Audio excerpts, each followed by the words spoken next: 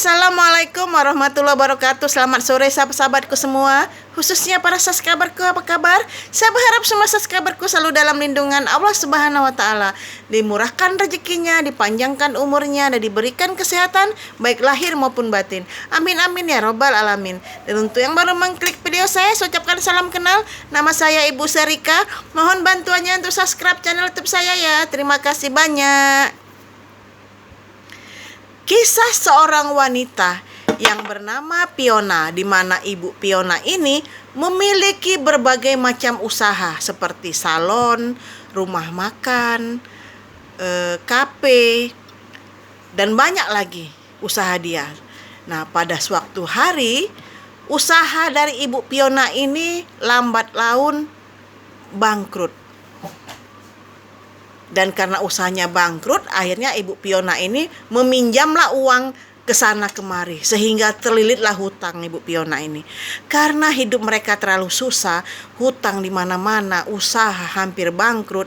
Akhirnya suami dari Ibu Fiona ini pergi ke Sulawesi untuk bekerja.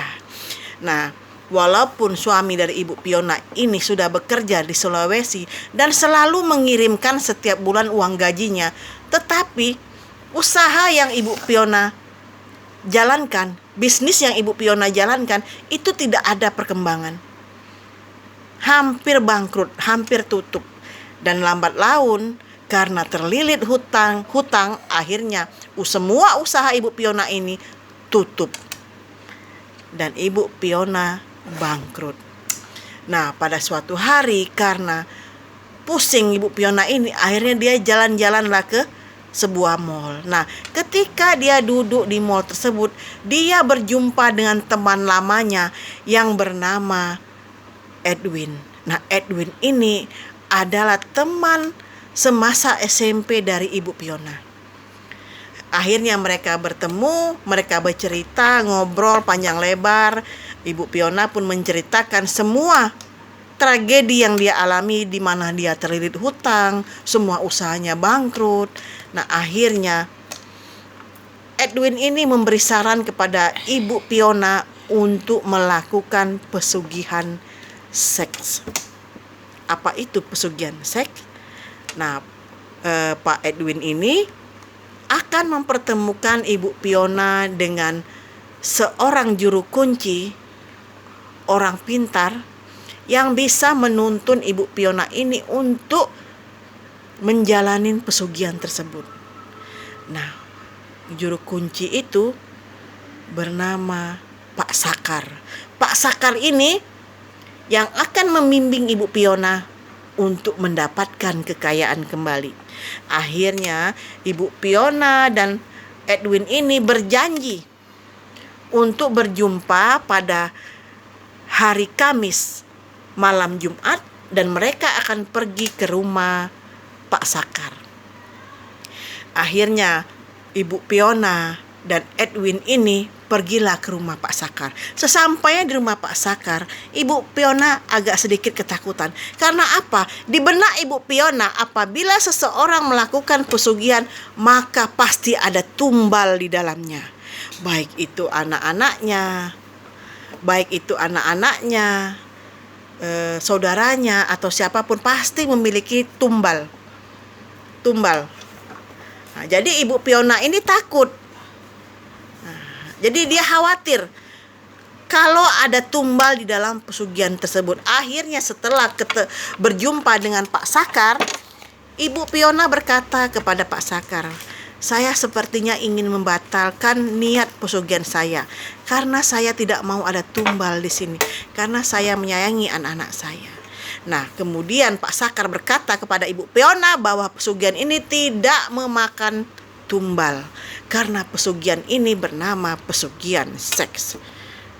Persyaratannya apa? Ibu Fiona hanya menyiapkan beberapa persyaratan seperti ayam hitam, telur, bunga 7 rupa, terus bunga kantil, semuanya disiapkan. Dan satu lagi persyaratan yang membuat Ibu Fiona kaget.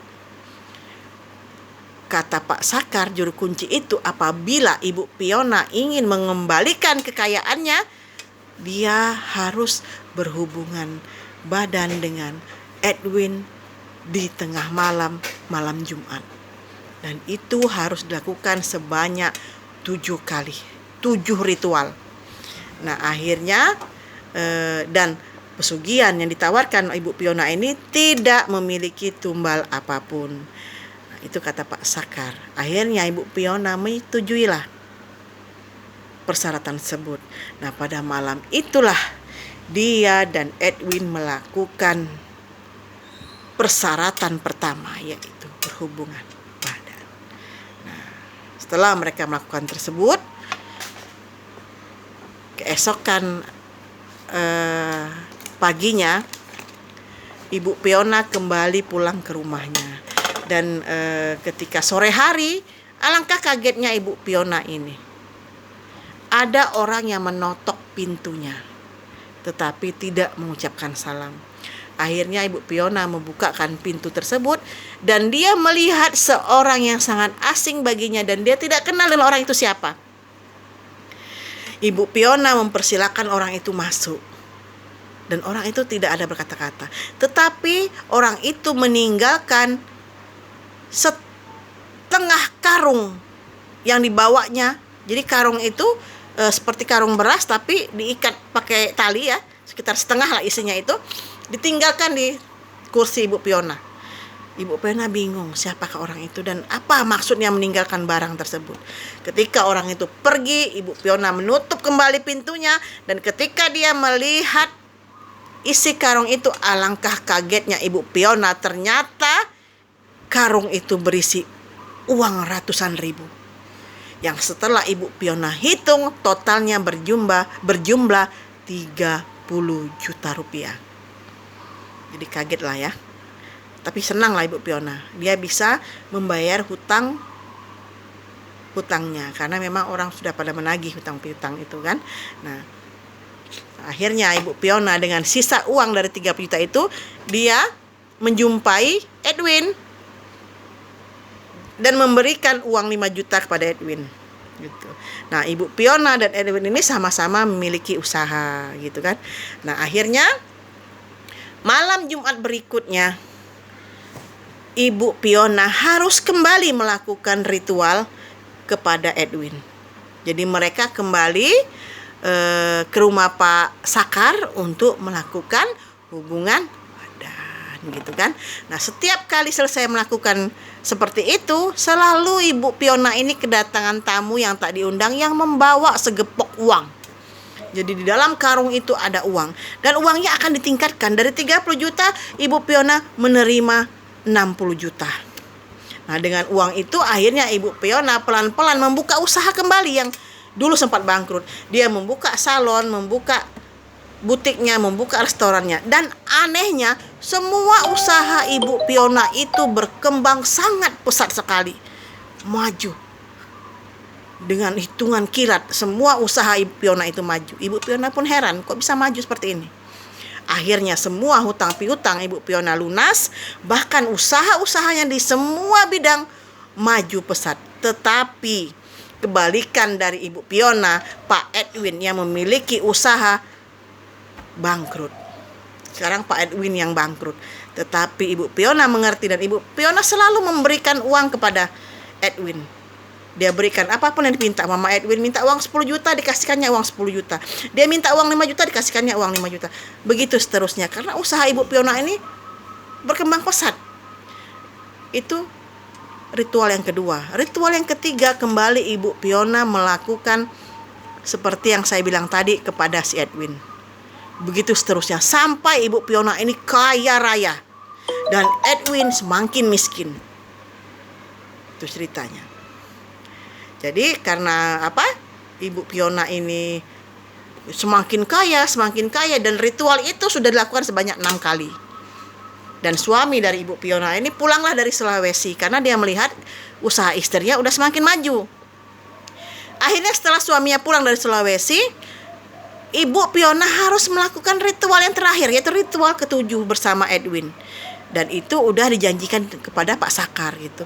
Tetapi Suami dari Ibu Piona ini merasa curiga dengan usaha Ibu Piona yang berkembang pesat, dan dia pun sepertinya curiga dengan hubungan Piona dengan Edwin tadi. Akhirnya pada malam Jumat yang ke-7 itu, suami dari Ibu Piona ini melarang Piona untuk keluar rumah.